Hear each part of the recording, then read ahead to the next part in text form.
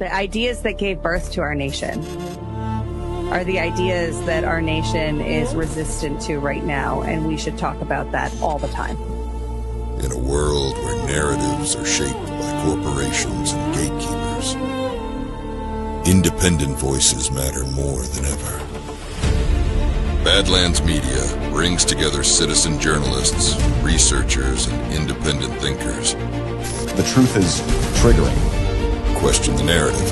Explore the facts. It's authenticity, courage, resilience. Search for the truth others won't. It's not about being first or being right. The information war is changing. It's about being authentic. Embrace the friction. Embrace the friction. Shut the f*** up. Authentically antagonizing. Join the movement. I'm going to say how I feel. Follow Badlands Media. This is about the future. The Badlands. What are the Badlands? Explain those Badlands. That's a hell of a name.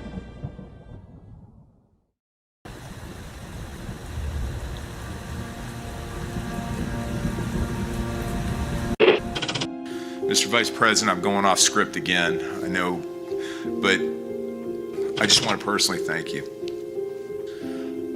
We've been through some stuff.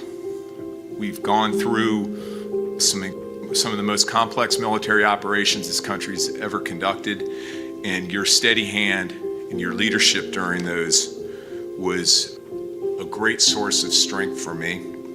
Thank you for your leadership. Thank you for your character. Thank you for your selfless service. Thank you for commitment. Thank you for being a mentor to me, Mr. Vice President. It's called the swamp. And you know what happened? And you know what I did?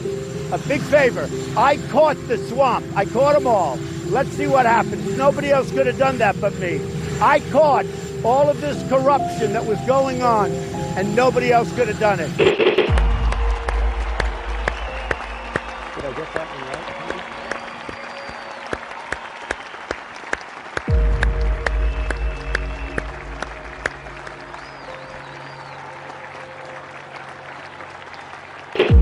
Every 4 years, we gather on these steps to carry out the orderly and peaceful transfer of power.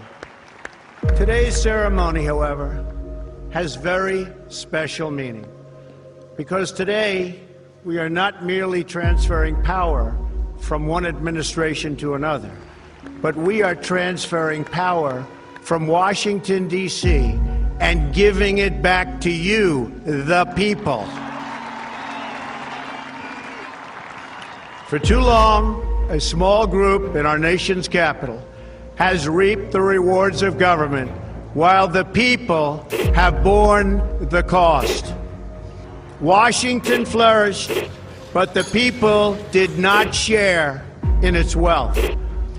This American carnage stops right here and stops right now. The forgotten men and women of our country will be forgotten no longer.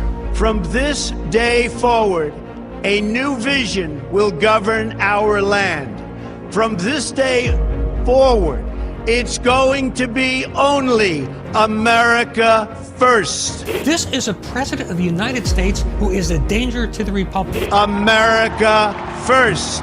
He knows he's an illegitimate president. The oath of office I take today is an oath of allegiance to all Americans. The great Trump recovery. America will never be a socialist country. I will fight for you with every breath in my body. Russia, Russian, pro-Russian, Russian, Russia, Russian, Russian, Russian, the Russians. Russian. Russia, Russia, Russia. And I will never, ever let you down.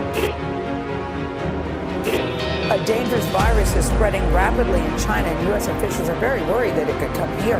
This is really the worst attack we've ever had. This is worse than Pearl Harbor. This is worse than the World Trade Center. There's never been an attack like this. The time for empty talk is over. Now arrives the hour of action. What they're doing is using COVID to steal an election. Together, we will make America strong again. You know what it's about? Fraud, fake ballots. we will make America wealthy again. They are trying to steal the election. Now, under the leadership of President Trump, we are fully realizing President Kennedy's prescient view of Special Operations Forces. We will make America proud again. And watch, please, those mail-in ballots. We will make America safe again. And in millions and millions of ballots. Their vote is under what they thought they needed. They're dumping more ballots in there, okay? And yes, together, we will make America great again. Thank you. God bless you. If we are right about the fraud, Joe Biden can't be president. Congress, the chair declares the joint session dissolved.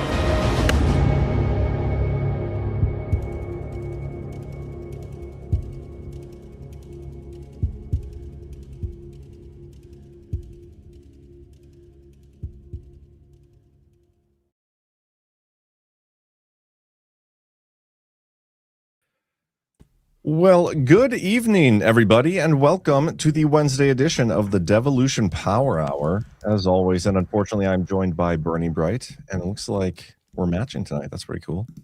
Oh, yeah? I guess so. It's possible. That's the gay V-neck part of it, but color-wise, if you can even see the color that we're wearing right now. I'll take your word for it, I suppose. You do know that's a V-neck, right? Like you wore that on purpose? Yeah. Okay. I can see shapes. It's the colors that, we get it.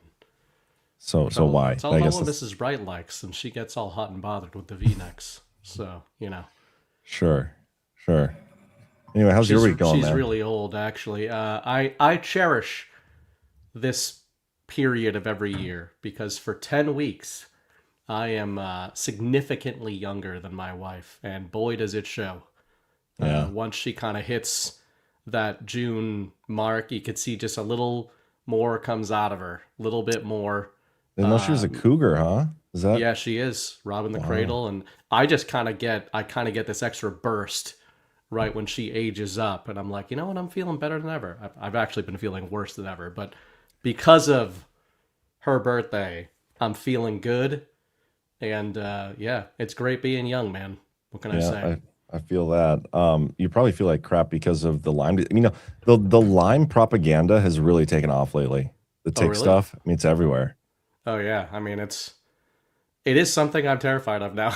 Not for me. I already have it. I'm already fucked. But like even just having my kid out in the yard and everything, I'm like looking at his ankles constantly every single time I bring him in. But I also live in like the tick superhighway of the world where they were all released from the labs. Apocryphal world record says V-necks are for men with masculine chests. Sorry, Patel Patriot. That is why I'm wondering. Have you seen Burning Bright's chest? Like that's why I'm wondering. They're supposed to give you a masculine chest, right? No, I think you have to build up the chest before you wear the V-neck. I think that's how it works. I've always considered getting on steroids, and I think it's time. It's time. It's getting to be that time. It might help with the Lyme disease. It could cure the Lyme. It could accelerate the Lyme. It will give me cancer no matter what. But I figure if I'm already halfway out the door, so lots of possibilities. Right. Man, tonight's show, I'm all over the place today. Like, there's a lot to talk about. It just might be a little discombobulating as we remember and try to sort stuff out.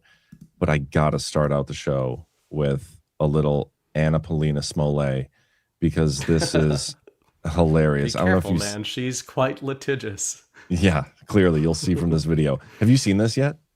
I just saw I saw that it happened, but I didn't watch it. You're gonna love this. So, Anna Paulina Luna, I never make fun of her for being a grifter. I never say anything mean about her. She's totally honest all the time, never just calling for attention or any of that stuff, right? Take a look at this. Is the video of her coming out saying she was assaulted, or I think she used the word smacked. She was smacked by somebody from Code Pink. Yeah. Take a listen. So I was questioning Senator Rubio on Code Pink, which is a foreign-funded organization, and I've been going after FAR, et cetera. And so as I was leaving, they were asking questions. I don't have an issue asking questions, but when you were berating me and trying to block me from being able to come vote, it's an issue. But I continued to answer them. I was walking out of Rayburn, and as we were trying to walk away from them, I guess they didn't like what I was saying. So one of the lead organizers actually smacked me. And so at that point, I broke contact. Can you like reenact how you were hit? If just I was literally trying to walk away from this person, and they smacked me. In what part of the body? They smacked my arm. Are you injured right now? I mean, look, either which way, if you don't touch anyone, especially if you don't like what they're saying, you cannot physically harm someone. You can't hit them. You can't. Like, so already you can tell, like, by him pressing her, she's like, okay, maybe I shouldn't have said that. Yeah, like not smacked, like just kind of. Just either way, don't touch somebody. Jostled. You know? Like, that's not good. I'm gonna let it play a little bit longer. I think there's a couple more things she says here. And block people from being able to vote. And so what I will say is I have filed charges. There's footage of this. They have multiple angles of this. There was multiple witnesses. We Yes, have people they that do. filed statements as well. And I think that she's going to be getting locked up. You cannot do that to people. So yeah, I just saw you speaking with a group of police officers. That was you pressing charges? Well, I'm giving my statements, and they're basically investigating for assault. Yeah. Okay. So ultimately, they determine whether or not we can actually press charges, but I think they have more than enough evidence. So we'll know later on today. But if you're able to, you definitely will be. Yeah, you can't hit people. What do you hope happens to the person? Look, we live in a day and age when people feel like they can hurt people because they disagree with them politically. We've seen this happen to many conservatives, but I'm sure it also happens on the left as well. That's unacceptable. You shouldn't be doing that. I'm just glad that there was footage of it, and I think that we have more than enough evidence to hold this person accountable and responsible, and let this person be a symbol to everyone else that's going to come up here and try to hurt people because they disagree with them. So you were just walking out of the hearing, someone comes up and smacks you. It was a group of Code Pink. I was specifically questioning Secretary Rubio on Code Pink's foreign funding ties and links to the CCP, and that was a group that was surrounding me. They at one point tried to block me from actually walking across the street to come vote, which you cannot do. And then when I did not give them responses that they liked, I got smacked. Based off your conversations with police. Okay, so I'm going to stop there. We're going to go to the video of her being smacked now. For those who may be sensitive to like assault stuff and physical beatings, like I'm going to ask you now to probably turn off the screen for a little bit. Viewer discretion is advised. It's pretty brutal. You know, I'm not even sure how she survived, to be honest. Policy of cutting off oil, cutting off every single way that government can get money to keep the hospitals going. To actually get aid to the people here, because it doesn't sound like you do. No, because Marco Rubio has been sanctioning the Cuban people, which is hurting them by the billions. The government by the billions. No, that hurts the people there. They have no power. You are misinformed. Well, okay. Oh, What the what? You just touched me. You're going to walk away right now, or else I'm going to call Capitol Police. Don't touch me. I will walk away. Bye-bye. Yeah, look. Where'd she touch her? I didn't even see it. They're zooming in. Oh my God. No way. Yes. Even for this, I thought she was at least going to slap her arm. She touched her. Like, hey, can I have your attention? Like they're walking together. Hey, I'm trying to tell you something. That's annoying. Holy crap. Even for APL, that's, wow. Yeah. I'm genuinely shocked. Are you, though? I get I'm not. Part of her modus operandi, though, is saying stuff that, I mean, clearly she social media farms, right? Code Pink is in the news and all that kind of stuff. 100%. So it's like... So naturally she does a hearing on it. Yeah, whatever the topic is, she inserts herself right into the top of the topic, the middle of the topic. But her modus operandi, I feel like, is usually saying completely unsubstantiated bullshit that can't be confirmed or denied by any human being in the world. Right? So it's like the believe all women, but the MAGA version of it. She knew it was filmed from multiple angles and decided to just say a bunch of stuff about it as if it was going to make her look good. Like, obviously it doesn't make the old lady look good. Nobody gives a shit. Yeah, they both She was look an bad. annoying agitator, but it's like, you've got to be able to handle that shit. But, you know, there's always like one person who's upset we criticize people like this because they represent themselves as super ultra MAGA. But man, no matter who you are, it makes you look so weak and pathetic that's the super powerful populist leader of a nationalist American movement that's gonna sue somebody because she poked her on the arm to get her attention. Yeah, like you press charges for that. That's insanity, man. And yeah, we've been giving shit to Anna Paulina Luna since before it was acceptable. Chris in the chat said that. Was like, what did he say? Now people are on board. Yeah, it was something. That's not quite what he said. He said, I remember when it wasn't okay to joke around about Una Panuna. Like, this shit is insane. And yeah, you're right. There are people in the chat that are like, I disagree. This was totally assault. That was not assault, guys. Give me a fucking break. This is pathetic. This makes us look bad when we have, like, you guys have, not you guys, I shouldn't say that, but there are people in our movement who have propped Anna Paulina up because she says all the cool things that everybody likes, that's hot and whatever. She's such a grifter. And it drives me nuts. But anyway, and now she does this and you are forced to defend that as assault. Like, come on, guys, be real. That's retarded. Don't be retarded. And as simple as it is, in all these situations, if you were to reverse, it's what shows the people that are, actual InfoWar people, actual MAGA people, from the people who are purely red versus blue, right versus left cheerleaders. Because if you reverse this in any sort of situation, could you imagine the reaction from like the MAGA commentariat and MAGA people and InfoWar people? I don't know, pick a person. If this was AOC, that's like the perfect analog for the APL of the quote unquote left. And if some MAGA woman touched her on the arm and she pulled this, the memes about it would be incredible. Yeah. But she wouldn't even do something like this. Yeah. And like people in the chat saying it's not assault, but they shouldn't feel free to touch. Like that wasn't, that's fine. There's a difference between like going to like touch or grab somebody and just like you're walking and talking with somebody and you like hit their arm to like get their attention as you're saying something. There's like no, I don't know, animosity even towards what she's doing here. I don't even think, I was expecting like a backhand slap of her arm, which, she shouldn't be doing and whatever, but that still would have been ridiculous to make that big a deal of it. But I mean, I thought I had missed it. It's difficult to even see that there is physical contact made in that clip. But yeah, so she's pressing charges, which is hysterical. I'm curious to see what they actually do with that too.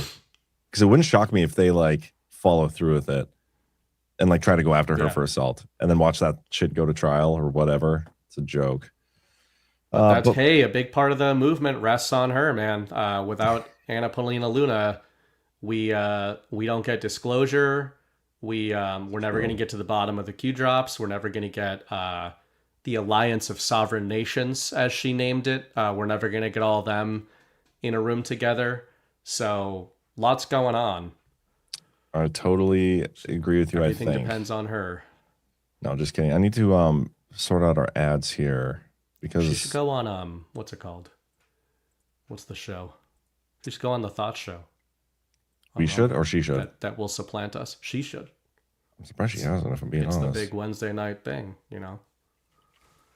Hold on. One of our ads is supposed to be in studio, but it's not right now.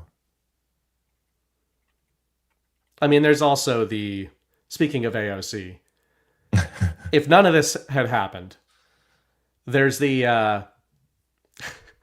of course, partly it's because I'm sexist about women in politics. Sure. But women in general. Yeah, that's fair. But the way she even speaks is embarrassing. It's embarrassing. Like she has that, and AOC is the poster child of this, who's probably even worse the way she speaks. If you took all partisan politics out of it, if you took anything, agree, disagree with what these people say out of it, when you have the equivalent of a valley girl, standing in DC, any supposed majesty you're supposed to glimpse out of the power of the Republic, and you've got a woman standing there, even when she's not talking about being viciously assaulted by a tap on the arm, and she's talking about like the Sovereign Alliance and like we really need to get our money out of Cuba, and I just really am fighting for the MAGA agenda. It's embarrassing, just like everybody in this movement would have said it's embarrassing when AOC does that, but you have your own version of AOC. And again, as Chris said, some people were talking about this, 2 years ago, a year and change ago. And I got another one for you. You know how we talk about PSYOPs all the time? We do. Well, just today or maybe yesterday. I think it was 8 hours ago she posted this. Secretary Rubio, thank you for being here today. I was wondering if you could let me know if you are familiar with the name of Neville Roysingham. Yeah, he's I think an American millionaire living in China who's funding all of these left-wing radical loons. Correct. When you were on Senate Intelligence, you had actually sent a letter encouraging the Department of Justice to look into him for a FARA violation. For those people who will see this clip later on the internet, can you just briefly explain what FARA is? It's the Foreign Agent Registration Act, and it means if you're operating on behalf of a foreign country, you have to register and declare yourself as such. To provide some context for those looking at this, Mr. Singham's in total given $1.3 million to an organization called Code Pink, as well as over $278 million to various nonprofits since 2017. Secretary Rubio, it's in my opinion, observing what's been happening on both sides, really contributing to the political divide in this country, that many countries are engaging in influencer operations to include psychological operations on the American people with the intent to undermine. That part there. Like that is the clip that I keep playing.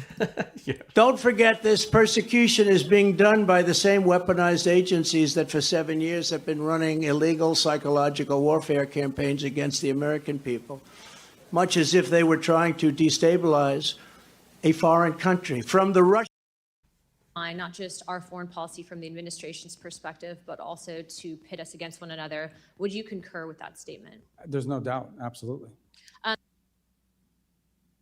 You're muted. You're muted. Damn it. I don't remember what I just said. I'm just pissed. Just annoyed. Yeah, but gestured. At least something like this, where the assault thing, whatever, assault gate, maybe it'll get more people to stop taking her so seriously, because you shouldn't be. You shouldn't be taking any of these people seriously. They're all fucking jokes. But especially the ones who very obviously shouldn't be taken seriously. Yeah. It's just absurd. And this is the problem with the white hat black hat game people play. And I fell into that years ago. And of course, it's not unreasonable when we understand that there are psychological operations that we've all been subjected to, and that we believe, that people in this audience believe, have also been wielded in our favor. There's psyops going on every which way. There's information warfare going on. It makes perfect sense to wonder with each of these different characters and congressmen, etc. Hey, are they one of ours? Are they one of theirs? Are they just out for themselves? It's not unreasonable to try to do that. But when you have to play a binary, when you try to slot everything into a decode or as part of the plan, and you pigeonhole yourself into saying, well, this person said something about the Sovereign Alliance. This person made a reference to a Q phrase. This person repeated Donald Trump's talking points. You put a colored hat on that person. You put a white hat on that person. Rather than, as you and Chris often talk about on Saturday nights especially, rather than recognize the incentive structures of the info war and of just grifter culture in general, the modern digital age in general, then you get stuck with this. This is what you get. You get saddled with stuff like this, where you look completely absurd and you should feel completely absurd. I'll tell you what, if Anna Paulina Luna is a white hat, we're fucked. Okay? That's not a good thing. You shouldn't want that to be the case. You should be praying that this person is so far removed from anything even resembling a Patriot disclosure plan that we're protected from, because the alternative is pretty damn concerning about what exactly the plan is. Now, I don't think I do think there are plans. I do think Trump knows what he's doing. I do think there are real people in the administration or under the administration and behind it who have our best interests in mind. But yeah, in the meantime, they just kind of, I think, let these people fight for cameras and social media attention. And unfortunately, a good portion of the truth community just laps it all up. Yeah, I don't think you're watching the water hard enough. I think that's your problem. True. If you would, you'd understand what this means and why. Like a wet t-shirt contest, maybe? Ooh. I can probably get behind that T-code. Now we're talking. I think that Q went wrong somewhere. Anna Paulina Luna has no future. I'm just saying it's not in being a secret white hat. Because doesn't she also grift off the fact that she served in the military? Like, she just recently posted a picture of her on duty with her gun and all suited up. Yet that's her assault. Like, you fought in the military, but that's assault. Like, come on. Okay, let's get away from the Anna Paulina Luna stuff. We should talk about a much more serious topic, like our fake elections and some of those things and some of Trump's comments. Man. We're just gonna piss everybody off. If we have any audience left after tonight, and be real proud of myself. Our Proud of audience, you know guys what? mostly. They're on board with this. They are on board with this. We're talking about the beauty of our audience is, even though there are many in our audience that are not on board with some of the stuff we talk about, they're okay with that because they embrace the friction and understand that we can have these discussions, and that's the purpose and point of free speech and this platform in general. But let's get a quick before you do, I just think we should consider only talking about things that Donald Trump says we're allowed to talk about. And last I checked, he doesn't cast any doubt on American elections, especially after winning in 2024. So we should consider that. G Fontes 119 says, as soon as my net worth reaches 20 million, I will seriously consider running for Florida's 13th House of Representatives seat. Bro, like, I feel like you could be up in your rant game if you're on the path of $20 million net worth. Right. I think we're all on the path. Yeah, maybe. So we'll all die long before we get there, though. We're on the path. We're on the path. We got a couple sponsors tonight. Let's get these in now. First up, we got Chef IQ. We don't cook like hardly anything at this house, and by we I mean my girlfriend. Without the Chef IQ, literally everything is cooked with this device. It's amazing. Father's Day is coming up, and if you don't know what to get Dad, this is it. Skip the random last minute gift and get him something he's actually going to use every single week and maybe every single meal. Chef IQ Sense is a smart wireless thermometer that connects to your phone and tells you exactly when your food is done with no guesswork. Tracks your cook in real time. It walks you through every step and tells you exactly when to flip, pull, rest, and serve. So instead of, I think it's done, you get, I know it's perfect. Keep modeling that, BB, in the background if you don't mind. Yeah. Show how Could it be a inserts, murder like, weapon as well. insert it into your ear or something. Give them an example. No more overcooked steaks or dry chicken. We're talking restaurant level results at home. Steak, burgers, chicken, fish on the grill, in the oven, even the smoker. And the best part, you don't have to babysit anything. You watch the game, hang with your family, your phone handles it. It's basically like having a cooking coach in your pocket. And right now for Father's Day, you get one hell of a deal, 40% off site-wide at chefiq.com with code DPH. That's chefiq.com, promo code DPH. Cook smarter with Chef IQ Sense. And I honestly cannot vouch for did the podcast. happen to have that under my desk, and I do use them. And my favorite, I actually have not cooked a tri-tip yet this season, but we had a shit spring, so it is like just becoming grilling season. You do live in Boston. I feel like you just have a shit always. Even for us, it's been horrible. So I plan to, maybe I'll do this Friday. Fire up the grill and do a tri-tip. I love those things. Yeah. CC in the chat, my girlfriend, for those who don't know, says, I was complete shit at cooking meat. This thing is legit. And I'm not going to necessarily confirm that she was completely shit at cooking meat, you know, when we first started dating. But I'm not going to deny it either. But I will say right now with the Chef IQ Sense, fantastic. Always. Right. Room for improvement, though. I mean, what woman doesn't have that? That's like, exactly. It's like the baseline. Always room for improvement. But yeah, and also American Patriot 1960 says you could shank someone with that. We do try to make a habit of most of our sponsors can double like as some sort of home defense weapon. Only reasonable. Yep. You're grilling out there. There could be wild animals, beasts, vermin. Throw it like a ninja star. Illegals.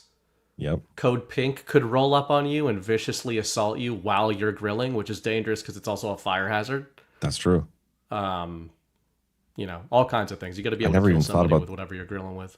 Never even thought about Code Pink assault. Like just while you're back there grilling. You know, now that I think of it, now that I know what assault is, it's amazing how often my kids assault me every day. I feel like I should be pretty abusive. Yeah, I should be turning them over for some sort of criminal behavior. Get them to juvie. And men are most vulnerable to assault when grilling. Little known fact I just made up. That's true. I've heard that. That is, I've heard it's that when just they're now. happiest. They can look like they're busy. Nobody will bother them unless it's another guy who is bringing a beer over to you. It's just like something that happens around grills. So it's kind of like a sphere of happiness that ends as soon as you walk away from the heat of the grill and the smell of the meat. Rocky Top Apologist in the chat left a $5 rant, says, hey, just use my new Chef IQ this weekend. Works well. I gave one to my dad. He's loving it. I do genuinely use them. It's good shit. Yeah. Let's we got one more sponsor, and then we'll play some Trump clips from his Miranda Devine interview. And I have to wait a little bit. How long do I have to wait? I don't know how long I have to wait. So we'll come back to that. How about we do some soft disclosures? No, this is what we'll do. We'll do soft disclosure later. Guys, Badlands Media, we're coming to Deadwood, South Dakota for the Great American Restoration Tour, June 25th through the 28th. It's going to be awesome. Tomorrow at 2 p.m. Eastern, we are doing our first exclusive live stream to 3 for ticket holders. It might have moved to 3. I believe it's 3. Sometime tomorrow after my show. Either 2 or 3. Just sometime tomorrow. It's a surprise at this point. We are going to be doing our first exclusive ticket holder live stream. We'll send out an email about a half an hour before, and we will find out hopefully by the end of the show. And wait, I got a message about that. Hold on. Okay, that was something else. But yeah, but you need to have your ticket to watch. So get your ticket, whether that's in person or virtual. I'd highly recommend getting your in-person ticket. Come hang out with us. It's a great place to vacation. Great people, great conference, great conversation, great fun. And right before the 4th, there's going to be some 4th shenanigans up in that area. Hell yeah, it's going to be awesome. All right, let's do a couple Trump comments from his interview with Miranda Devine. This is about elections. So speaking of things that you're not allowed to say. But polls show that you would have won the election if people had known about it and it was censored. And the Dirty 51 letter, those CIA former directors, they rigged the election. Yeah. And I mean, is the Department of Justice looking into it? Well, I won't get into that. Okay. But they're looking into plenty of things. Mm. No, the election was rigged 100%. Now, the only thing I can say is that I think we're probably having a better term than if it was a second term. I won it 3 times. Yeah. But I think it's a more important term than it would have been if I did it the other way. A lot of damage done to the country by Joe Biden. That's right. The one thing is that we wouldn't have had 25 million people pouring into our country. That's a big thing. Mm. And we wouldn't have had the war with Russia and Ukraine either. Yeah. That's a big thing. So many people have died. Mm. They're losing 25,000 people a month. That wouldn't have happened. I'm gonna transfer over to here, the actual YouTube video. Hopefully, we won't get like a ding on it, but I want to show this part right here. So are you happy with the pace of what the Department of Justice is doing? There's so much trying to find out. Well, much Antifa. more so now than at the beginning. Yeah. They are, there's a lot of things going on right now. There's a lot of problems inside. Look, we had a rigged election. We can't have a rigged election. No. We can be nice about it. We can be politically correct. I don't want to say. I used to say that a year and a half ago, the election was rigged and the cameras would literally turn off. Yeah. And the anchor would say, sir, you're not allowed to say that, Now nobody ever turns off the camera because it's been proven to be rigged. Look at what happened in Georgia. Look at all the stuff that we found out. It was a rigged election. Biden lost in a landslide. Yeah. And we might have some breaking news right now, actually. Really? Hate to interrupt here, but I believe Donald Trump just made Todd Blanche the AG. Could it be? Really? Yeah, let me see if I got the right. Yeah, right here. Attorney General tomorrow. He's acting Attorney General tomorrow. I'm instructing Dan and everybody else that's involved in that very complicated process, which is going to go, I think, very quickly, that we are going to make him permanent Attorney General. He's acting. There we go. Look at that. Todd Blanche. From acting to permanent. Just like that. But that kind of goes to real. Yeah, it kind of goes to what we're talking about here with the election and stuff and the Department of Justice. And he's talking about election fraud right now. So I'm going to finish letting this clip play out and then we can talk about all this shit. It's, to think that this could happen. Now, because of that, we have Russia, Ukraine. That would have never happened with me. Because of that, we had open border with 25 million, in many cases, criminal, not all. And fentanyl deaths. Everything. Yeah. He was a worse president. And we were laughed at all over the world as a country. We're not laughed at anymore. We have the hottest country anywhere in the world. So how the most successful country anywhere. So someone has to be punished, though, for that. So how do you do that? Well, I you don't don't want have to to get punish into them it. all. Yeah, I know. I'd rather Yeah. not get into it, but Are let's you see what confident happens. something will I'm not- happen? I don't want to talk about it. But Yeah. let's see what happens. The election was rigged. We know who rigged the election. We know it. We know everything now. We have information that nobody thought was possible, but when you get to office, all of a sudden people start giving you things. It was a great, I'll tell you, 2024 was a great election. That was a lot. There's a lot of rigging going on there too. Because you know what? I won in a landslide, but there were areas that were just rigged. I could see it. So rigged. In other words, rigged against me. Yeah, of course. The anti-weaponization fund, have you dropped that? No, a court ruled against it. Yeah. Todd Blanche said they dropped it, but yeah, so there he is talking about the rigged election. Was that the clip? Did he talk about 2024 too? I wasn't listening, so I was trying to sort out the... No. I've got that one. Let me see. Are you sure? Did we not get to it? Oh yeah, it was just... I don't think. Yeah, it was right here. Yeah, right here. Let me... Yeah, he did say it. I don't think you were listening. Maybe. I was listening, but maybe I wasn't We recording know who anything rigged in my the brain. election. We know it. We know everything now. We have information that nobody thought was possible, but Maybe that's it. when you get to office, all of a sudden people start giving you things. It was a great, I'll tell you, 2024 was a great election. There was a lot. There's a lot of rigging going on there too. Because 2024, a lot of rigging there going on there too. What are your thoughts on all this, man? You can take the floor. Blanche to this to whatever.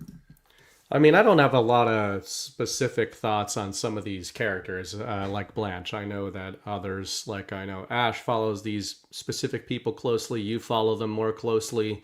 I sort of see them as like meat puppets for whatever agenda is going to be wielded through them. That isn't a condemnation. It's like, hey, I think it's probably a good sign. I don't think justice for American elections relies on Todd Blanche. I don't think it relies on any single person. I don't think it relies on the AG. If we're broadly correct that a devolution operation was put in place as a result of the 2020 election, it stands to reason, as we've discussed for years and years, that whatever plan, whatever sting operation, whatever counterinsurgency was put in place has never been reliant on somebody getting into the right position at the right time. We got the right guy into the right position at the right time, and that's Donald Trump as the president of the United States, right? So when I look at these things, I focus less on, it's Todd Blanche, I like him or I don't like him. It's more, Donald Trump is clearly pushing something into a different phase that could be a pure narrative phase by making him, permanent AG as opposed to acting AG. But it broadly signals forward motion when it comes to Trump's Department of Justice. And, we've talked about this for several weeks on DPH this year. In the spring, while there hasn't been like this overwhelming blitzkrieg of American justice, I think there have been signs of pretty encouraging signs. The ones that I thought were the most encouraging, speaking of Code Pink, are some of the actions targeting these NGO networks, which do seem like legitimate actions. We have actual charges being filed. We have indictments being filed. We have subpoenas being issued in those kind of networks. And, ostensibly that's coming through Todd Blanche. So I think it's less about him. I think I look at the sort of negative indicators. I look at what's not said. And for me, some of the most encouraging signals are sometimes when Trump says what he doesn't want to talk about in those clips that you just played. Mm-hmm. It's notable when a guy who is the person in this world who has most highlighted the falsity of elections doesn't want to talk about what they're going to do about them, when his entire campaign in 2024 was about doing something about them. I don't take that as a negative sign of, oh man, something changed for the worse. I take that as that silent running sign. You don't need to decode anything to figure out that he's saying, yep, there's going to be action here. I'm just not going to talk about it, because he needs distance from it. He wants distance from it. Yeah, I mean, he answered that kind of how he always does. Every time he says, I'm not going to talk about that, but here I'll Yeah. spend a minute and a half, 2 minutes talking around it, about it, kind of. I'm still hopeful, a little bit on the rug. Obviously, I think it's hard not to be about some of the Rico stuff. We have a story we'll get to about Kurt Olsen being moved down to be part of the Rico investigation. He's like the election guy. We're just at a weird time right now with Tulsi Gabbard leaving. We have Bill Pulte, like getting put in there as the acting DNI, which is an interesting move.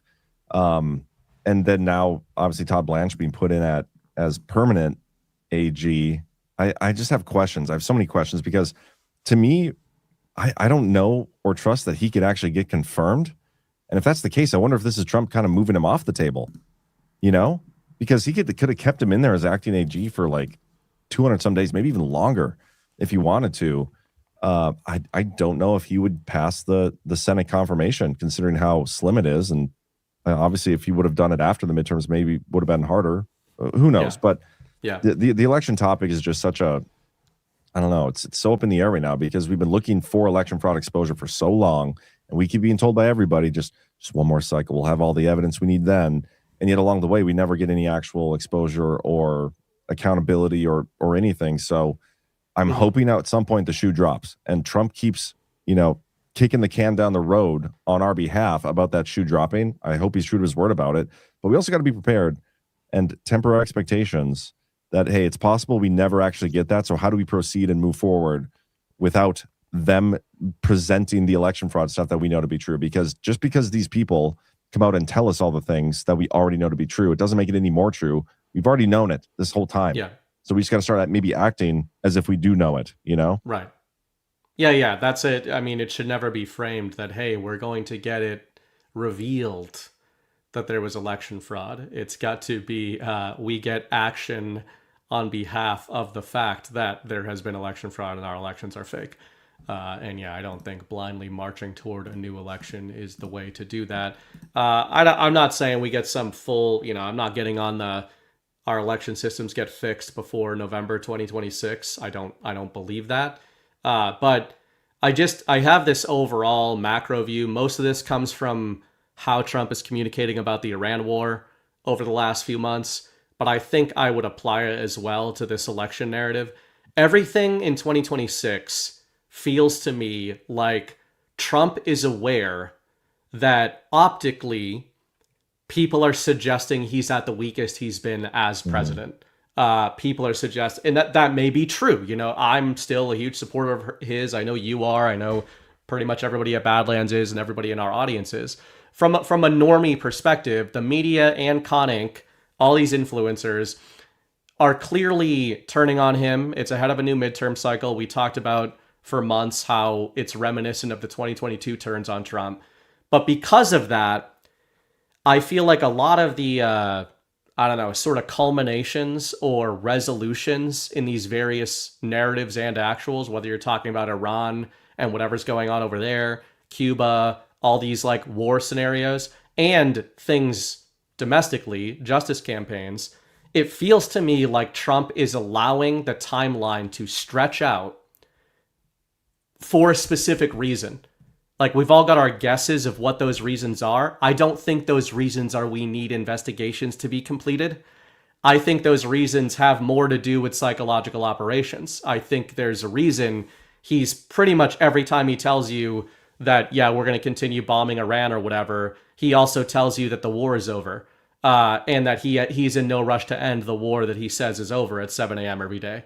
So what is he actually talking about? Who's being squeezed here? And in the Iran war scenario, I've been talking about narratively, it's all the globalists, it's all the warmongers. I think it's Congress. We can maybe get to that on this show. But when it comes to the election fraud narrative, the election narrative, maybe part of the reason he doesn't want to just come out and be like, here's all the cards and here's the actions on the back of it. He's allowing people to commit fully to their MAGA is dead, Trump has lost the mandate, the elections are all that matter type narratives. But what good does that do by them committing to that? Like, what's the end result of that? I really don't know. I mean, because In 2022, I can map the pattern pretty closely or suggest that it was all to rug pull the DeSantis sort of counter-op on Trump and the MAGA movement, which I think was effective. Trump front-running that. But he allowed a lot of it to play out, and then he rugged them. So I don't know specifically what would be rugged in 2026. It just feels to me like he's behaving in a similar manner as he was in 2022. And it feels like the battle space is behaving in a similar manner, where people are once more turning on him. People are like declaring their loyalties. I don't think this is a wake up the normies thing. So that's not what I'm arguing, because people should either be woken up or they're not at this point. But I do wonder, it just feels to me like he's waiting for something, or there's certain things that need to be checked off before this happens. I don't know what that is. Yeah. I mean, that's a good thought. I mean, it does feel like we're in a kind of a holding pattern. We pay attention to, like, or we try to anyway, to the whole game board, and like you can see the chess pieces being moved kind of all over the place. That like it clearly appears there's something being set up, and we think it's this. Is it really that? Is it something else? I don't know. And but the election one is just one that's such a darn, I don't know. And let's talk about this story, because this is kind of goes hand in hand with it. We have by the way, I was talking with Chris earlier today about election stuff, and it's one of the most successful psyops of all time, that our elections are legitimate in any form or fashion, and so many people are stuck defending that still. But this is a story. A lot of people know who Kurt Olsen is. Election official joins the DOJ role in grand conspiracy probe of prior investigations of President Trump. Kurt Olsen, a White House official who has assisted President Trump's efforts to examine the 2020 election results, has joined the Justice Department as a senior attorney in the U.S. Attorney's Office for the Southern District of Florida. The Justice Department spokesperson confirmed he began his role on Monday. He's reporting to this Jason Quinones.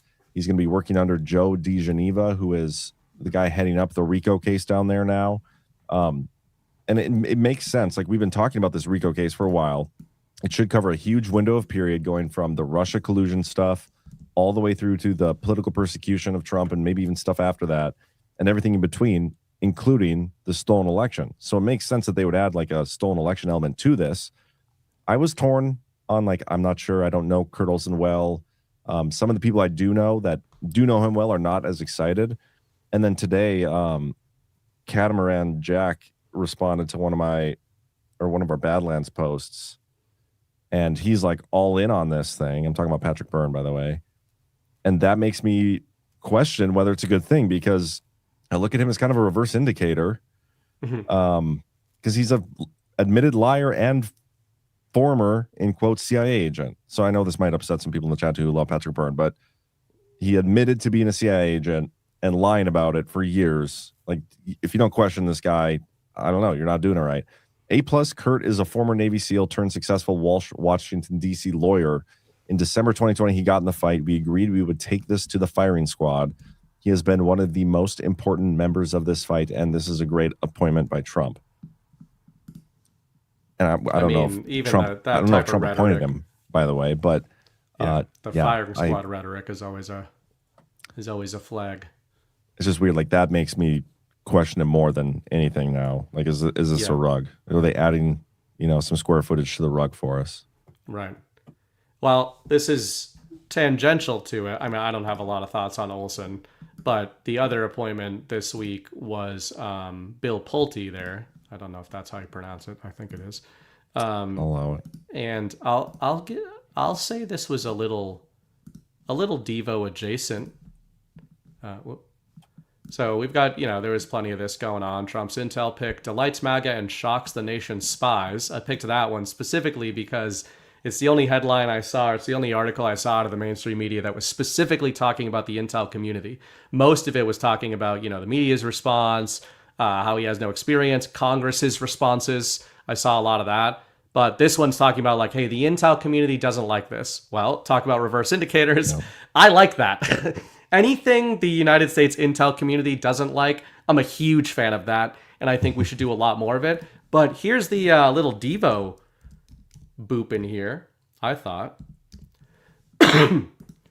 Brian O'Neill, a former CIA senior executive, said the practical impact of Pulte's appointment may be limited, especially as CIA Director John Ratcliffe appears to be the president's senior intelligence advisor.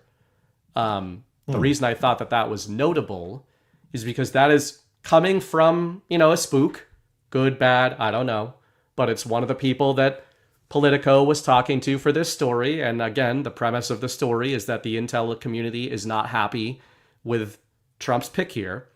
But that intel community also says it doesn't really matter what he's doing with the DNI because John Ratcliffe is his guy.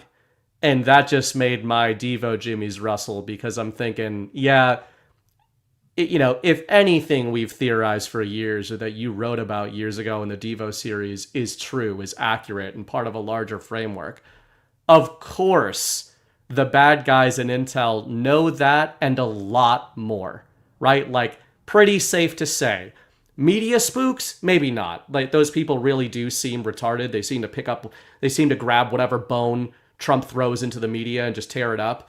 But actual spooks, actual spies that have worked in the intelligence community to run these intelligence operations against Donald Trump and against the MAGA agenda and the American people, they know what they should be concerned about, and they know what they shouldn't be concerned about. So I thought it was kind of interesting that he's like, I don't really care what Trump is doing on the public stage with the puppet show of, as Chris would say, the TV characters. This is why it's not a black pill to say Bill Pulte is a TV character. Yeah. I think the white pill is buried right in the middle of articles like that, where the intel community is saying, don't look at Pulte, look at John Ratcliffe. What is he doing?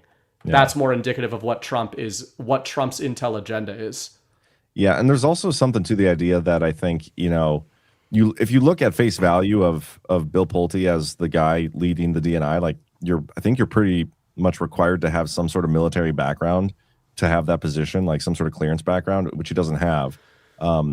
It is kind of like, okay, Trump, what are you doing? You're installing a yes man there. That's what it seems like. It's a Trump loyalist. He's going to do what Trump wants him to do, and maybe that's exactly what is needed in that role. Like, I'm not going to claim to know better than Trump does, but I also am not going to claim to not recognize that Trump is always doing shit. Maybe not always. Trump is doing shit sometimes, specifically to like get a reaction. And it's not always for the reason that we think it is. There's a pretty good article from the Last Refuge about this. Deputy DNI Aaron Lucas remains in place. Within the construct of the DNI office, Lucas remaining as deputy actually facilitates the installation of a placeholder that would otherwise not be possible because legislative regulations and preferences on the DNI post are specifically designed to favor only nominations with background experience in military intelligence and or long-term intelligence status. Bill Pulte is viewed as a loyal, trustworthy, and solid team player. As a placeholder, Pulte makes sense, and that explains retention of his current job as the Federal Housing Finance Agency while he fills the role of acting DNI.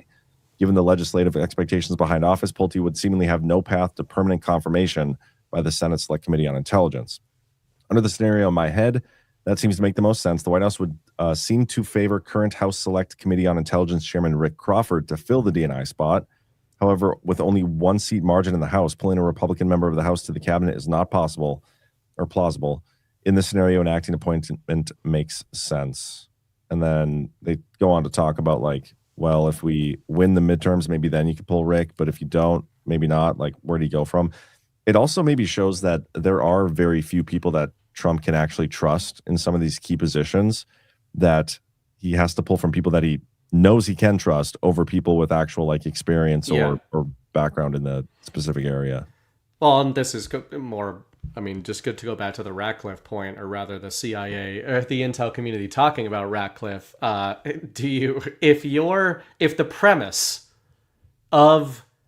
If the whole premise of the info war, whether you're talking about the Q drops, Devo, Trump publicly talking about the deep state in general, the deep state has come to symbolize anything bad to all of us. I use it too. A lot of us use that term interchangeably. A lot of people watching the show have used this term with your families and friends interchangeably with anything bad, globalists, etc. But the term originally comes from United States intelligence. That is what deep state has been referring to. Going back to the Kennedy era, going back to the JFK era, the term deep state is referring to counterintelligence assets within the United States working to undermine the commander-in-chief and working against the American people. That is what the deep state is. Now, if you were going to... Now, the other premise here, whether you're talking about devolution or you're talking about the Q drops, whatever people think of that, good, bad, or anything in between, the premise that is laid out therein is that the plan that we talk about is a military plan. Why is it military? Because it's against the intelligence community. Yeah. It is not comprised of the intelligence community. So I think that as obvious as that stuff sounds, and it's kind of shorthand to people that have been watching this show for years and digging on this stuff for a decade now, ever since Trump really publicly surfaced it, it's worth reminding ourselves of that every now and again and saying like, hey, instead of thinking Trump's people are in Intel, Trump's people are leading Intel, Intel is good now, I don't think that's the way to look at these things. I think the way to look at these things is Trump is going to do whatever he can do to keep intelligence in a closet, to surround them, and to keep them far away from whatever he is actually doing that is against them, because that is the enemy. That's not even touching on the fact that, as we've said many times, these organizations, these administrative agencies literally should not exist. I want them abolished. Now we can. DNI was created in 2004 in the wake of the terrorist attacks. Like, exactly. We can have a discussion. Rail against DNI office. Totally. We can have a discussion about do I think military intelligence? Do I think intelligence in general is required for a modern nation? Of course. It makes perfect sense. You need intelligence operations. You need counterintelligence operations.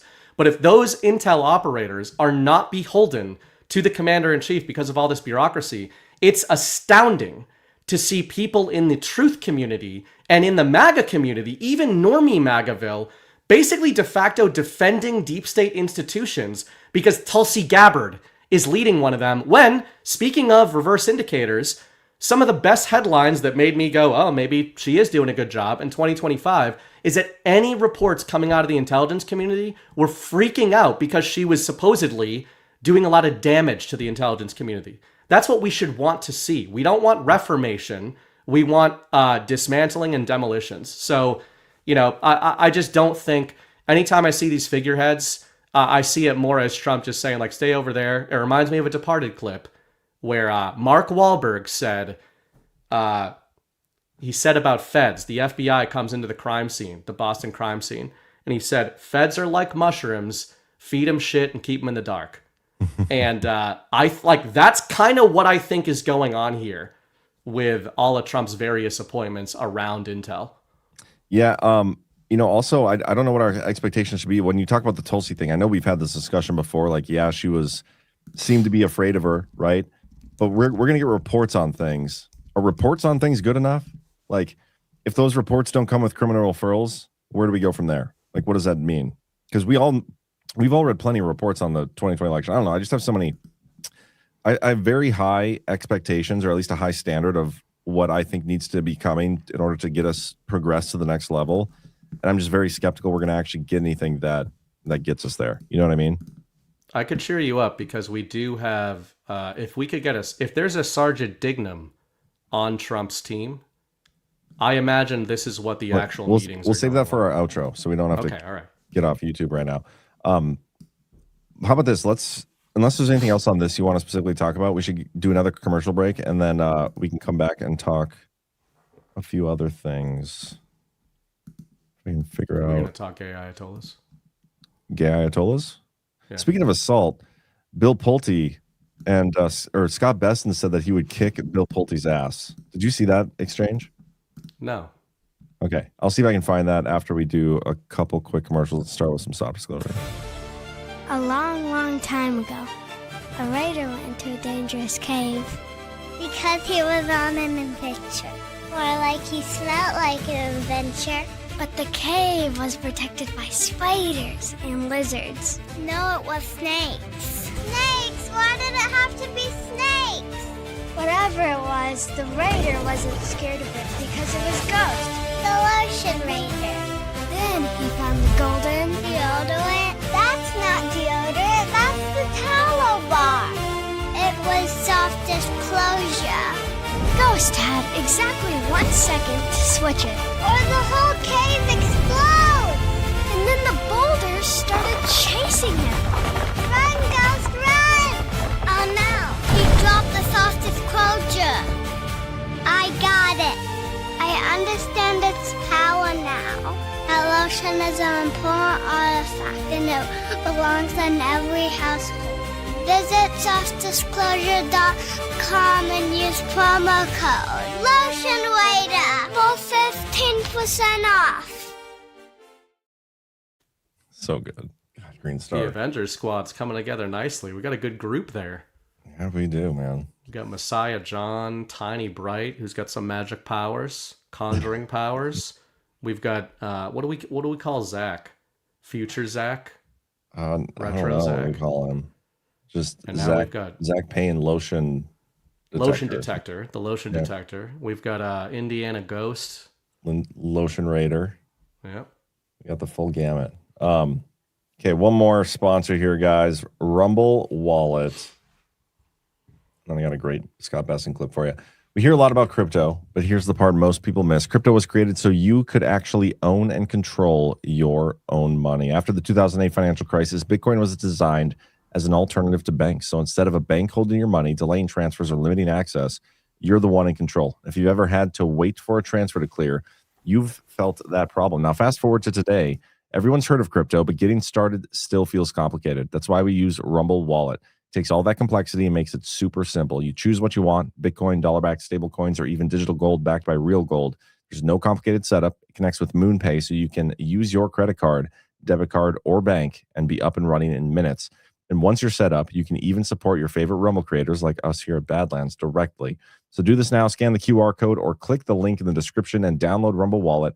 From there, you can set up your wallet, tap buy, and you're in the game. In just a few minutes, you can go from hearing about crypto to actually owning some. Hammer Guy 35 says Bitcoin's going to 50K, which, you know what? That would be just fine by me because I could buy more then. But yeah, watch this clip, man. Tell Pulte you were going to punch him in the face? No, sir. I actually said I was going to kick his ass. Good. Okay. Good. I share the emotion. Thank you. And as I said, that was last summer, summer 25, and many teams have fights in the locker room and then go out and win for the team on the field. Yeah. No, I was just curious because everybody's going to be showing that. I made it clear I'm not going to support Pulte. Tillis is a douchebag, but for those who didn't hear it, it was not my fault. It was that, low on volume. It was the clip's fault.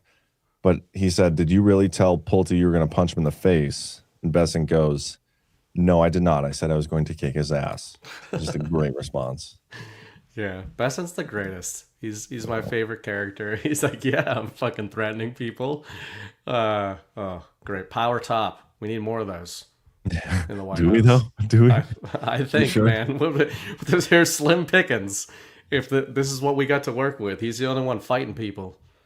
And I think we need some more of that. We need some exhibitions at the UFC 250. Which, by the way, we're going to do a watch party for that, guys. Oh, yeah, I forgot about that. So Sunday, June 14th, Trump's birthday, in place of the narrative, I will host a watch party. Anybody else on Badlands is welcome to join me. We're probably not going to show the fights on the stream, so, you guys watch the fights with us. We're going to do a show. But besides, you guys should... I'm trying to get all of you into MMA. This is kind of my secret Trojan horse to do that. But there's going to be... Obviously, it's a big MAGA thing.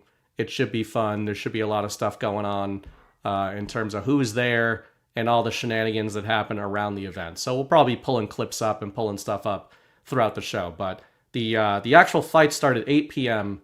on that Sunday. So we'll either go live then or we'll go live at 9 or something like that. But is that after Gart?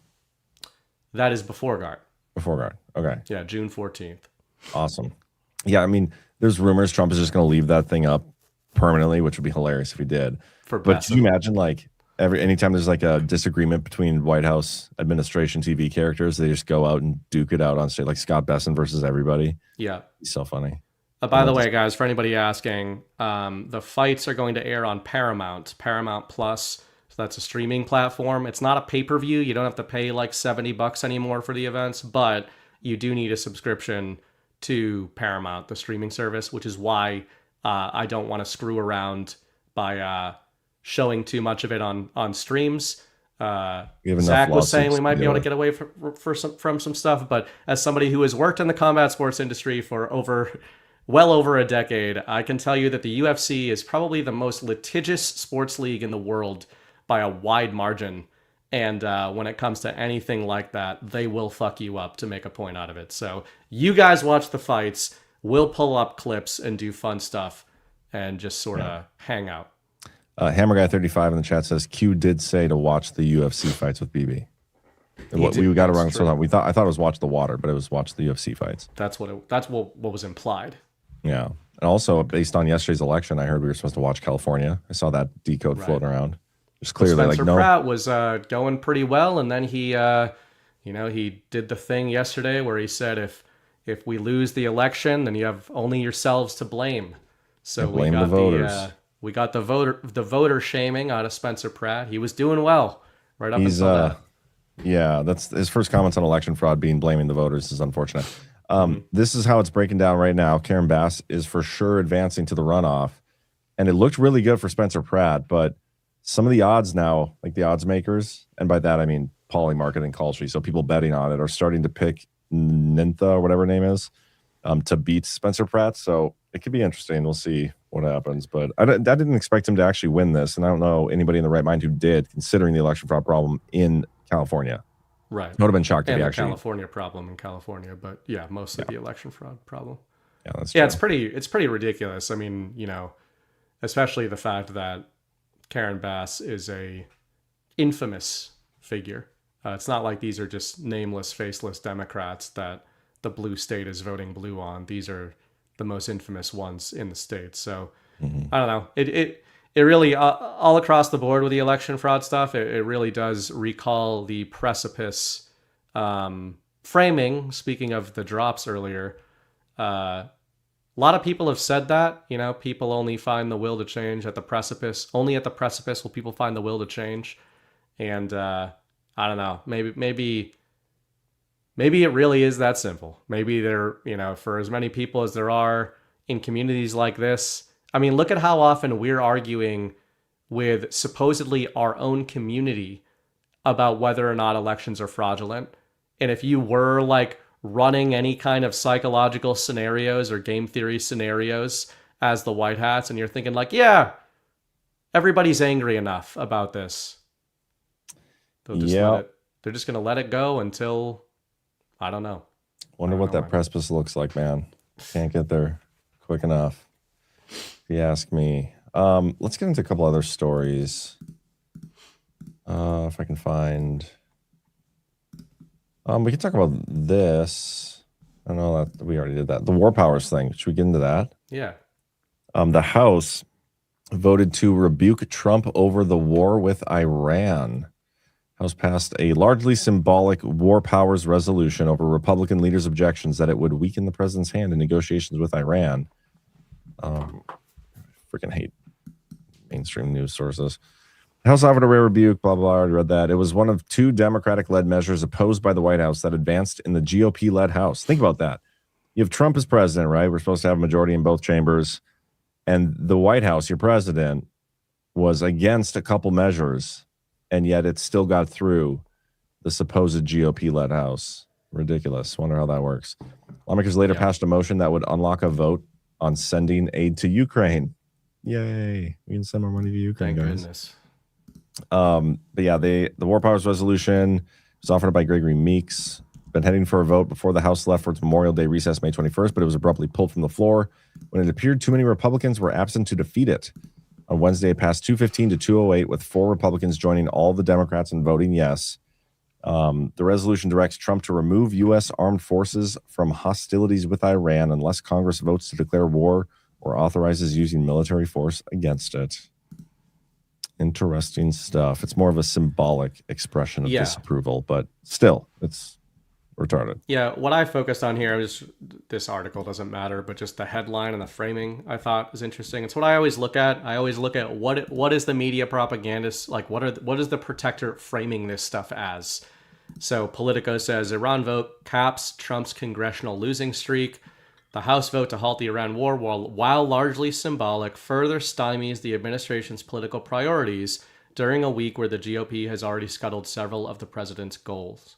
So what I had said to you before the show is, for the people who call us subversive and whatever else they want to call us about the midterms, let's leave aside for the moment fraudulent elections.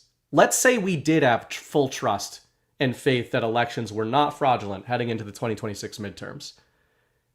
I still find it insulting and demeaning that the MAGA movement gets reduced to who's going to win the midterms every 4 years.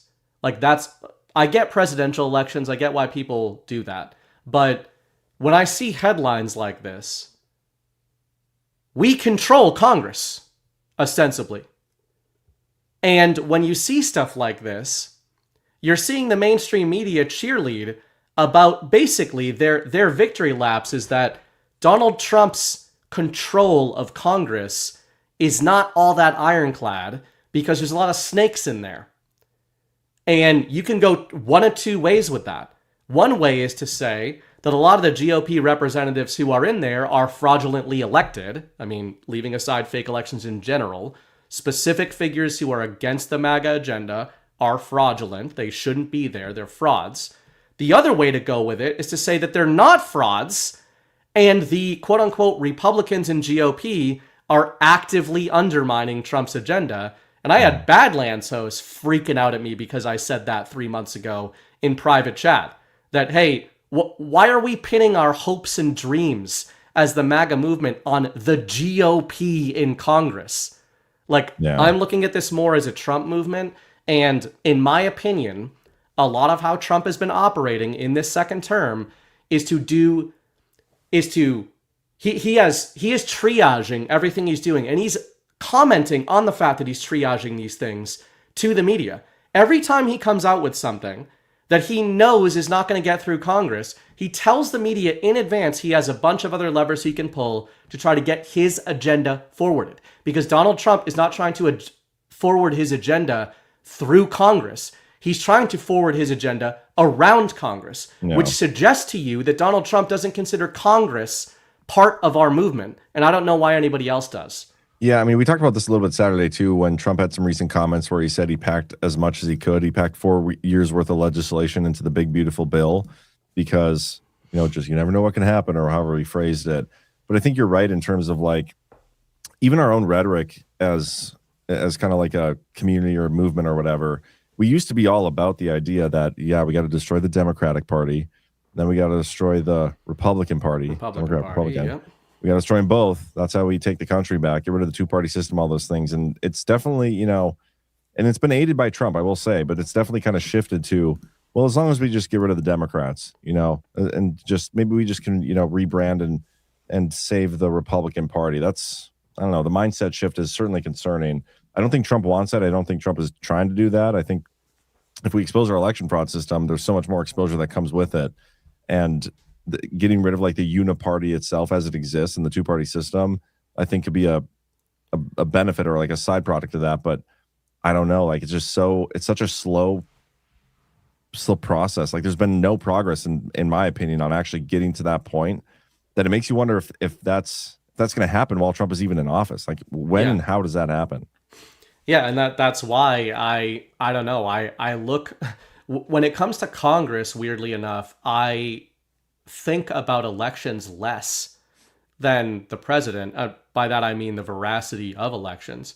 I look more at whether or not Trump is trying to forward a public argument about the checks and balances system. This is the type of stuff that when it gets clipped out, and I'm totally fine with it, like the NGOs and leftist organizations would freak the fuck out that people like me are sitting here being like, I don't know if Trump should be going through Congress for his agenda. And I'm talking about if we had a legitimately elected Congress.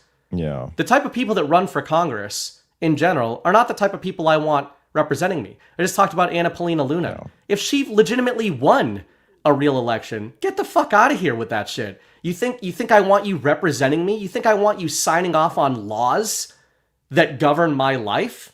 Any of these people? You guys listen to any congressmen or women, whether or not you think they're legitimately elected, and you think you want to give them power over you? I mean, that's the conversation we need to get to, but people aren't even at the point where they can have the conversation of whether or not they're legitimately elected.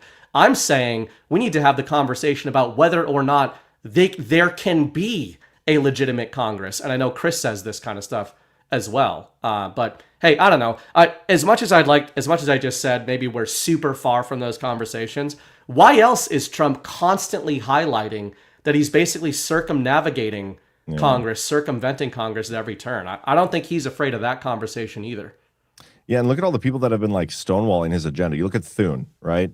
He's been the one that at least all of the community has been focused on, laser focused on, in terms of like, he's the problem. If he could just, end the filibuster and pass the SAVE Act, everything would be just fine and dandy. We'd save the world that way. But Trump has hardly put any focus on Thune himself. Like if Trump wanted Thune out of there, I bet he could get them to do a new vote and get some other leader in there. But he hasn't done that. But I think you're right in terms of the framing the conversation. We talk about like all the things that have gone wrong in this country, all the fraud and all the problems and everything. The founding fathers, like their mindset of when it got to this point was, like you guys, that's when you kind of overthrow your government there. That's what we did for much less. Like that's what you guys are supposed to do when the government becomes unsalvageable. Yet we're stuck in this loop where everybody's of the mindset that it's okay. We can have, as long as Trump's in charge of the government can salvage itself. And that's just never going to happen.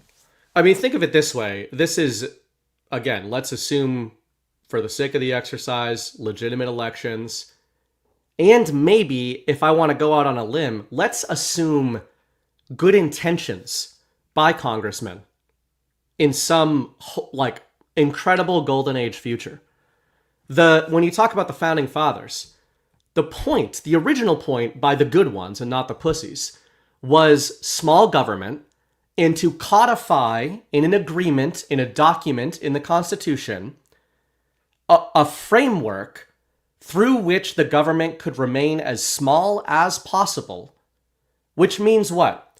Does that mean more laws, everybody watching? Or does that mean fewer laws? Now, what does the legislature of the United States do?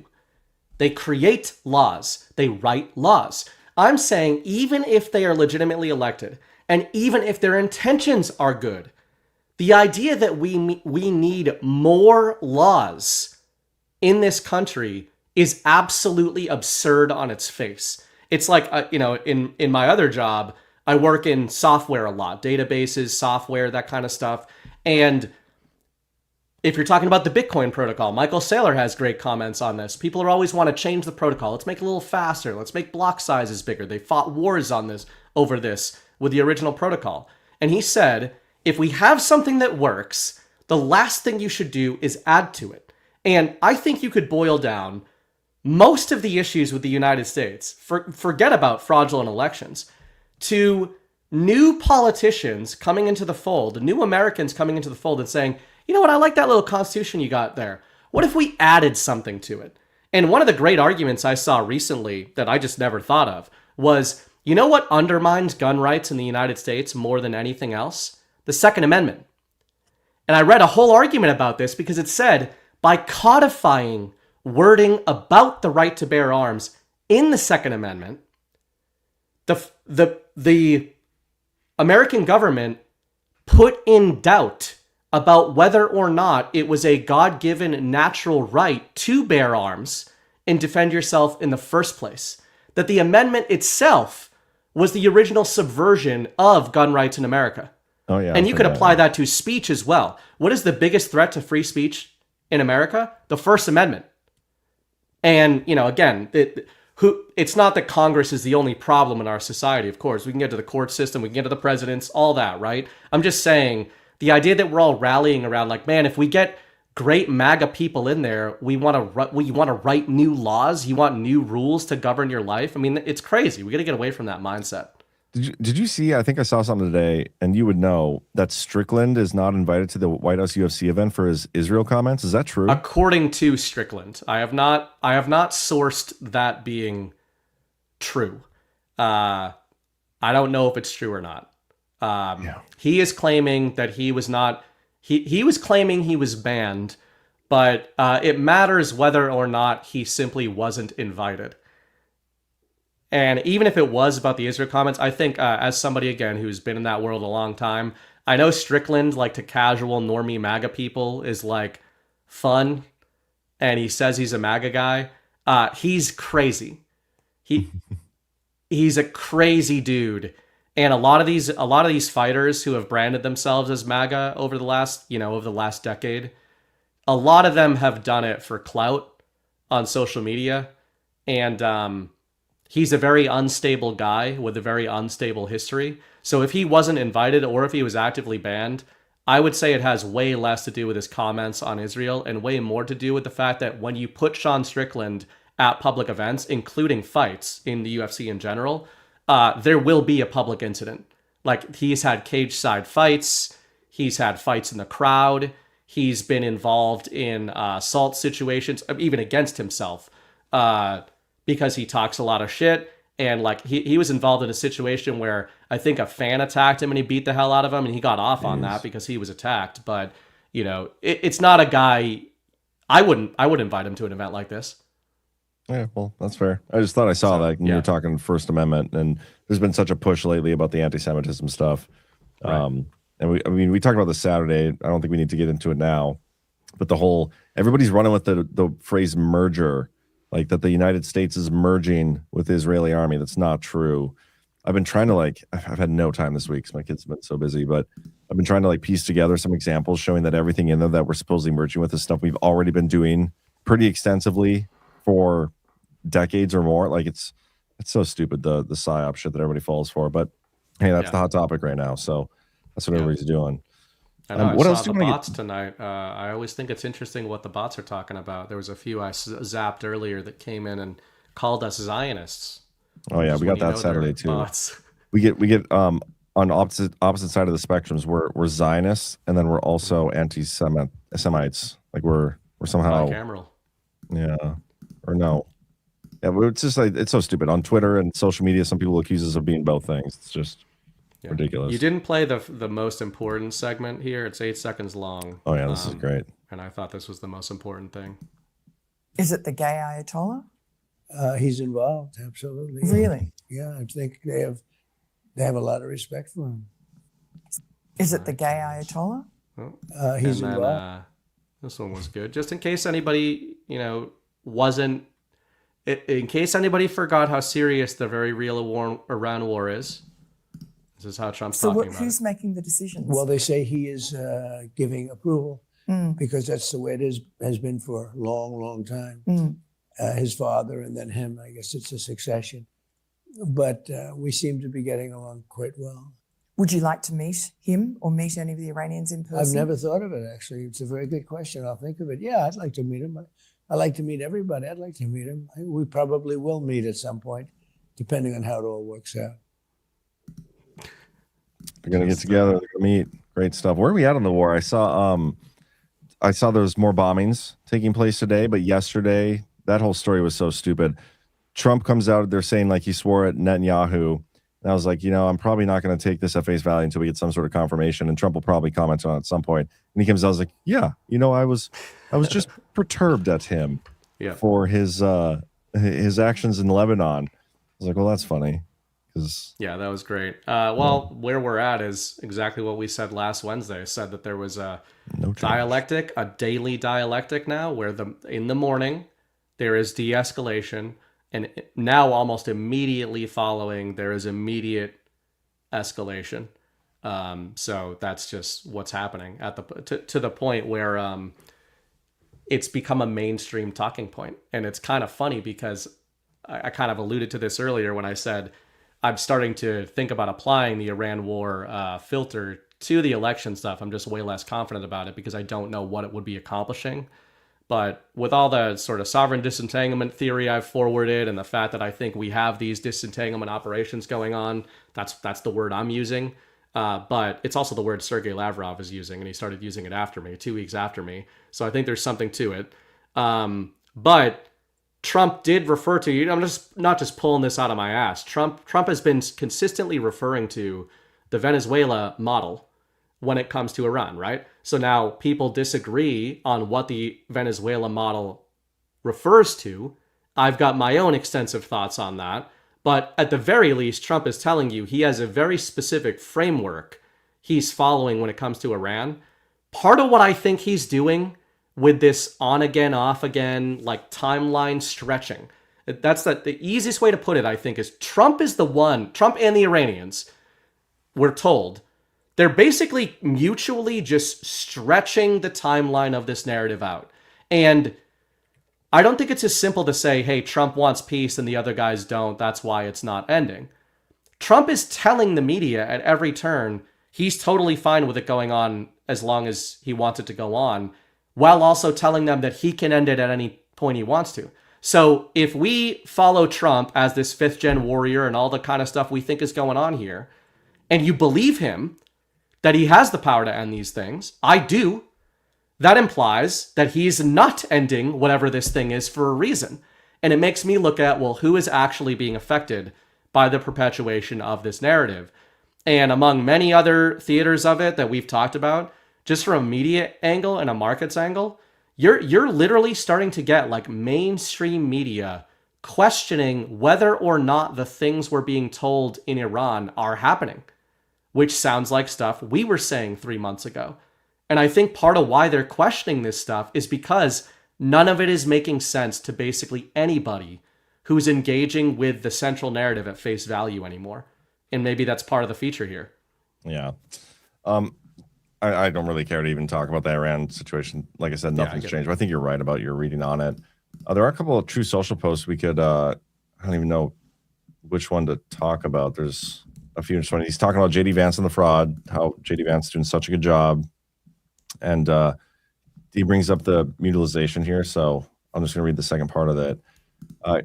Talking about lowering taxes. Amazingly, Democrats are fighting us all the way. This is something that I'm surprised at because I thought this would be bipartisan effort. It's looking like they're in on the act. Democrats don't want us to find hundreds of billions of dollars in fraud. This goes down, along with men playing in women's sports, the transgender mutilization of our children, mail-in ballots, no voter identification, no proof of citizenship in the scale of ridiculousness. President Donald J. Trump. Scale of ridiculousness, indeed. Yeah. Maybe that's all I really need. If he's going to the G7, that could be interesting, considering how much shit he's talked about NATO. Yeah. What else? I know there's one more story I wanted to talk, but I accidentally closed my tabs. Now I can't find it. By the way, the odds do not favor our boy. Which boy? The Freedom Fights 250 event. For anybody in the audience who's a casual when it comes to combat sports, we've got a Spaniard versus an American in the main event, and that's who's the American? Justin Gagey. He's not very good, or what? He's very good. He's just he's fighting Ilia Topuria. He's a Georgian ethnicity, but he's Spanish by nationality. But he is what we'd call a phenom in the striking realm. And Justin Gagey is probably the best brawler in modern history. Really powerful, really tough guy. But the number one thing you cannot come into contact with if you are a brawler is a precision knockout artist. And that is exactly what Topuria is. So we'll see if he survives, a few exchanges. It might go well, but this could be a case where Gagey gets slept within like 2 minutes in this big American event, which would be kind of funny. Yeah, that funny, would be. But, yeah. I mean, it'd be kind of funny. I don't know. And the co-main event is a Brazilian fighting a Frenchman, which is kind of weird. Yeah, I mean, I don't really care about the fights either, if I'm being honest. But I'll watch it. I might join that stream with you. What was it, June 14th? Yep. It'll be fun. They're actually good fights, though, on paper. There's some good stuff on it. So are you not doing the narrative that night? No, I'm just going to do that instead. Okay. We'll just hang out. Yeah, that'd be cool. That'd be fun. Anything else? Any stories that you want to specifically go over? I saw this little tidbit. that I thought was interesting. I haven't followed this story closely. This I'm sure you have on your show. Senate Republicans move to extend spy powers. But this is what I thought was interesting. Where is it? So, in the middle of this, a copy of the bill reviewed by Politico would extend the program through June 2029. It also includes a 3-year ban on the Federal Reserve issuing a digital currency, a gesture toward House Republican hardliners who have pushed for a permanent ban. So this is in the Section 702 extension. This is the surveillance powers, right? And I think it's interesting. It makes sense to me, but I think it's interesting signal that the MAGA side of the equation is like, yeah, make sure this also bans the Federal Reserve. It's just, I think to normies or anybody who hasn't had the discussions we've had about Bitcoin, about digital 1776 with G-Money and all that, and about maybe something going on there, something bigger going on in the realm of digital finance, it's interesting to see the Trump administration trying to use surveillance bills to squeeze out the Federal Reserve Bank. Does it actually ban the central bank digital currency or just all digital currencies? It specifically references the Federal Reserve's creation of a digital currency, but yeah, because their digital currency would be like a legally recognized U.S. dollar substitute, which they do not want.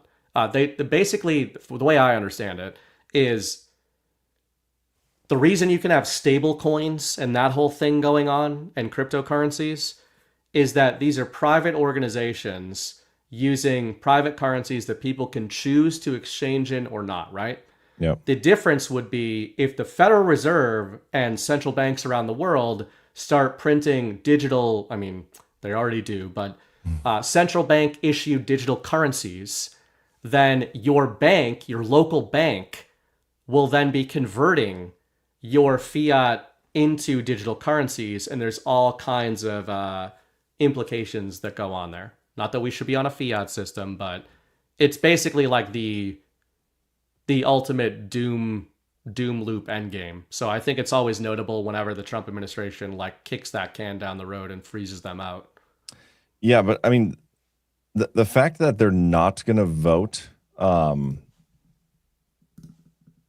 don't know, because the whole Pulte thing, because I've seen stories out there where they're never going to vote like for the FISA thing extension with him in there, but now they're including this in there to get it through. I don't know. I don't think the bill should be passed in the first place. I think Trump has flip-flopped on this, guys. I know people don't want to talk about that, but Trump has flip-flopped on this issue multiple times. He's super against FISA reauthorization. Now he's not. It's okay to say that when it's true. I'm super against it as well. I do not think our intelligence agency should have the authority or ability to spy on us like this. Yeah, the digital currency thing is certainly interesting, especially with Bitcoin going down so much right now. Yeah. I don't know. It's notable. Are you keying in on the SpaceX IPO? That's like 8 days away or something. Yeah, I'm not. I don't have any money to put in it, but I wouldn't even if I did. Not because I don't believe in it. I think it's going to be huge. It's not right away. Well, I'm part of the. I subscribe to the theory among many sort of Tesla maxis, which is definitely a thing that Tesla and SpaceX are going to merge. A lot of people who are very read in on this are basically saying this. And by the way, besides that being like a market reading of what market movers think is going to happen, because it's practical and pragmatic, I think that this further lends credence to the idea of Elon Musk being involved with something that, we've long speculated on.